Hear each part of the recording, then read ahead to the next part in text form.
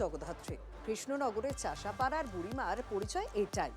আর যিনি এই বিখ্যাত পুজোর একেবারে সম্পাদক, হত্যাকর্তা, সেই ব্যক্তি কিনা মায়ের গয়না আত্মসাৎ করেছেন। হ্যাঁ, গয়না চুরির অভিযোগে এবং তোলাবাজির অভিযোগে ওই পুজোর সম্পাদককে গ্রেপ্তার করেছে পুলিশ। আর তাকে হাতের সামনে পেয়ে সুখে একেবারে ডিম ছুড়লেন বিক্ষুব্ধরা।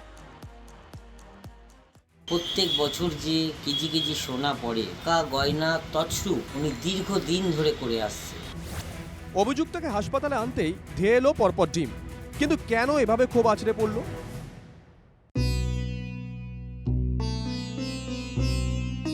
নদিয়ার কৃষ্ণনগরে জগদ্ধাত্রী পুজো নিয়ে আলোচনা হলে সবার আগে আসে বুড়িমার নাম, সোনায় মোড়া দেবী।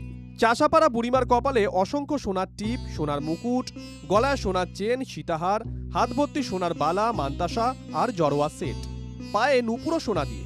শুধু দেবী নয়, তার বাহন সিংহকেও পরানো হয় স্বর্ণালঙ্কার ও সোনার মুকুট।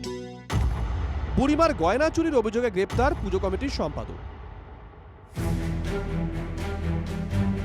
গৌতম ঘোষ ধরা পড়ার পর হাসপাতালে মেডিকেল টেস্টের জন্য আনার সময় পরিস্থিতি অগ্নিগর্ভ হয়ে ওঠে। বুড়িমার প্রত্যেক বছর গয়নাগুলো পড়ে, সেই গয়নার পুরোটা গোল্ড করে যে ব্যাংকে রাখা আছে, এইগুলো গোল্ড আর গোল্ড নেই, গোল্ডের মধ্যে ভেজাল করে সেইগুলো ও রেখেছে। নাগরিকদের কেউ বুড়িমা বলে ডাকেন, কারো কাছে রাজরানী, কেউ বলেন রাজমাতা। স্থানীয় সূত্রে খবর, জগদ্ধাত্রী পুজোর সময় প্রতিমার গায়ে 15 থেকে 20 কেজি সোনা থাকে, রূপোর গয়না থাকে 50 কেজি।